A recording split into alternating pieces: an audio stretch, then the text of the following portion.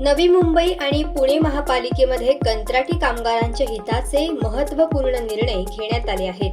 असे असताना ठाणे महापालिकेतील कंत्राटी कामगारांनाही न्याय मिळावा अशी मागणी कामगार एकजूट संघटनेचे नितीन मडके यांनी केली आहे।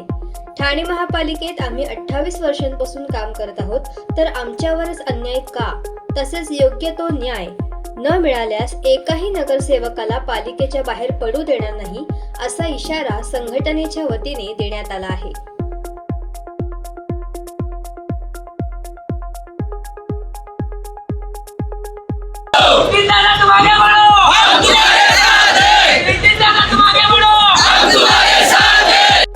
आम्ही 1998 पासून ठाणे महानगरपालिकेत कलवा, मुंब्रा, दिवा, ठाणे या विभागात सर्व विभागामध्ये कंत्राटी कामगार म्हणून काम करतोय। सर्व खात्यातले कंत्राटी कामगार आलेले दोन आम्ही कुठली जनतेला न करता सुद्धा आम्ही ऑन ड्युटी कामगार ठेवून बाकीचे कामगार आलेले आहोत। का तर आम्हाला न्याय देण्यासाठी ठाणे महानगरपालिका प्रशासन हे फक्त आणि फक्त आमची दिशाभूल करतं। दरवेळी आमच्या आंदोलनाला काहीतरी खोटं नाटं लिहून देतात आणि आम्हाला खोटी आश्वासनं देऊन रिटर्न घरी पाठवतात। जर आम्हाला एवढंच म्हणणं आहे, जर पुणे महानगरपालिकेत ठराव पास होतो मेडिक्लेमचा, नवी मुंबईला एकनाथजी आपला गणेशजी नाईक साहेबांच्या आशीर्वादाने तर नवी मुंबईला सुद्धा ठराव पास होतो पगारवाढीचा।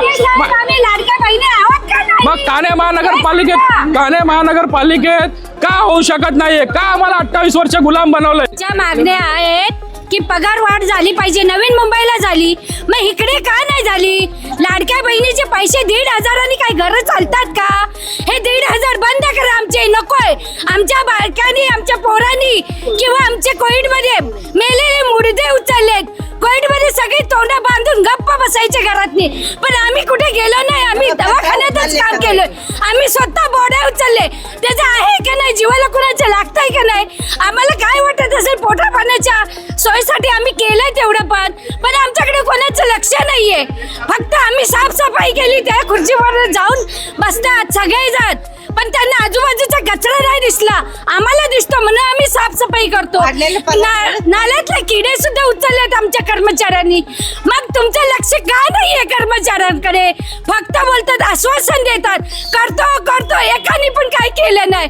सगळ्यांनी हेच उचललंय की यांना बघायचं नाही, यांच्याकडे ठेकेदार आहेत, पैसे घेतात, कमवतात, पण आम्हाला काही देत नाहीये।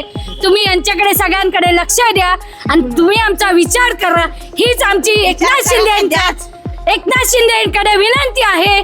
तुम्ही आमच्याकडे सगळ्यांकडे लक्ष द्यावे।